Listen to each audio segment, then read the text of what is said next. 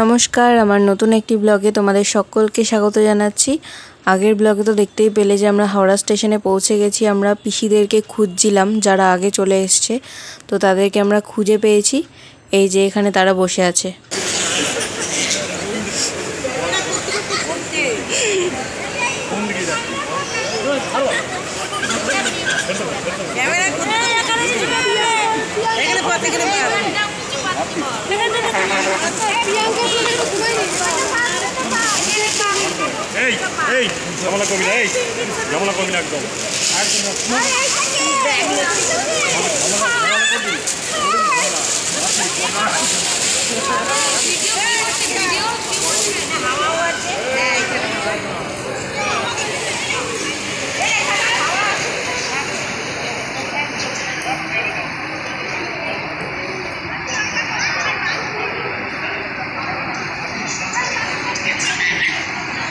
তো এবার আমরা খেয়ে নেব। মা বাড়ি থেকে গোলা রুটি আর লোটে মাছের পকোড়া বানিয়ে নিয়ে এসেছিল।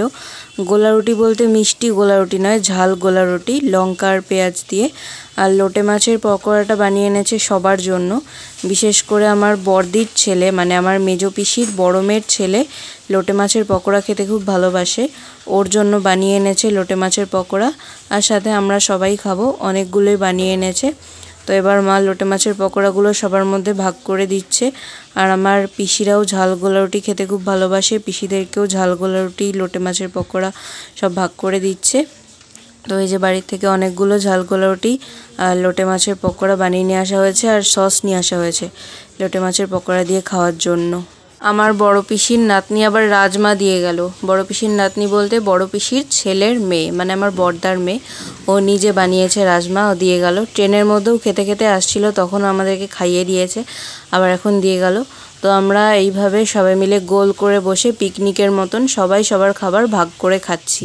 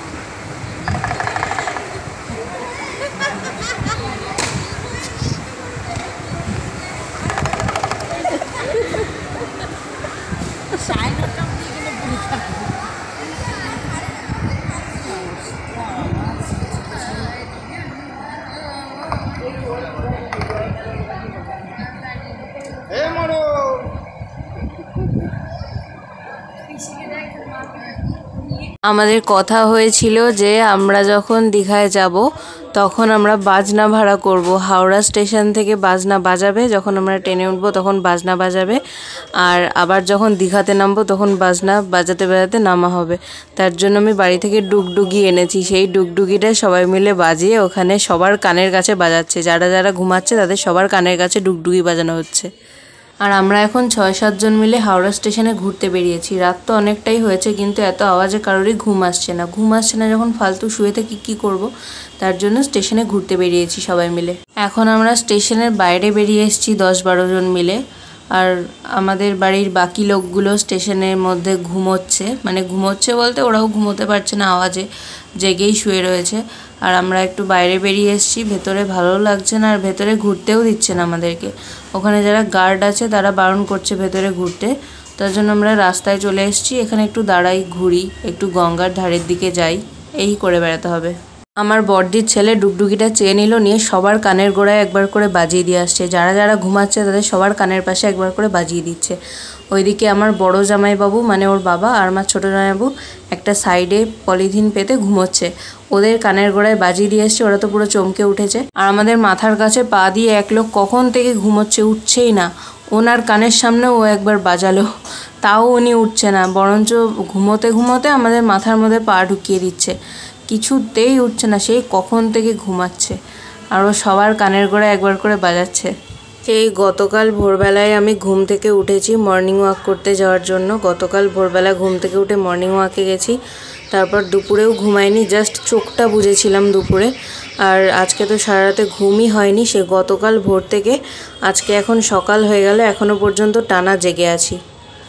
একটা ব্যাপার তোমাদেরকে জানানো হয়নি, সেটা হলো আমাদের ভোরবেলায় ট্রেন ছিল 6:45-এর তাম্রলিপ্ত এক্সপ্রেস।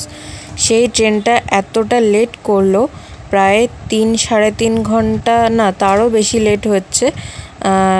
6:45-এর ট্রেন 9:30টায় ছাড়বে, মানে 9:30টায় ছাড়বে বলতে 9:30টার সময় হাওড়া প্ল্যাটফর্মে এসে ট্রেনটা পৌঁছবে, তারপর 9:30টার পরে ট্রেনটা ছাড়বে।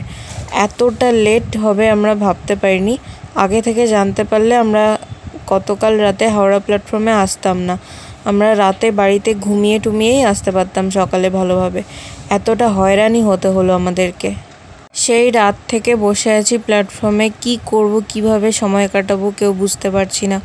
কেউ গল্প করছে, কেউ চুল বাজছে, এই করে বেড়াতে হচ্ছে। আর কেউ আবার বোতল ছুটছে, ওর গায়ে বোতল ছুটছে, কলার খোসা ছুটছে, এইভাবেই সময় কাটাতে হচ্ছে। আমরা বাইরের থেকে কখনো হেঁটে আসছি, তো এই যে আমার ভাগ্নির পায়ে কলার খোসা ছুঁড়েছে আমার বাবা। আমার দিদির প্যান্টের মধ্যে ভাগ্নি আবার পাটা মুছছে, আমার বাবা পচা কলার খোসা ছুঁড়েছে ওর পায়ে। আর আমার মা এদিকে বোতল ছোড়াছুড়ি করছে, পিসি দিদি সবাই মিলে বোতল ছোড়াছুড়ি করছে, মজাও হচ্ছে আবার। আর এদিকে ট্রেনটা এত লেট, তার জন্য একটু কষ্টও হচ্ছে যে এতক্ষণ ধরে প্ল্যাটফর্মের মধ্যে আমরা শুয়ে বসে কাটাচ্ছি। বাড়িতে থেকে অনায়াসে ঘুমিয়ে আসতে পারতাম আগে থেকে যদি জানা যেত। একটু আগে বেশ ভালো মজা হচ্ছিল, 2-3টে বোতল নিয়ে সবাই মিলে একসাথে ছোড়াছুড়ি করেছিল। কার গায়ে কে ছুটছে সেটা বোঝা যাচ্ছে না, কিন্তু সবাই ছোড়াছুড়ি করছে। সেই ভিডিওটা যে আমি করব আমার খেয়ালই নেই, আমি হাসতে হাসতে বসে পড়েছিলাম সেই সময়, তার জন্য ভিডিও করতে খেয়াল নেই। এখন সবাই বোতল ছোড়াছুড়ি থামিয়ে দিয়েছে, এখন আমার ভিডিও করার কথা মনে পড়লো।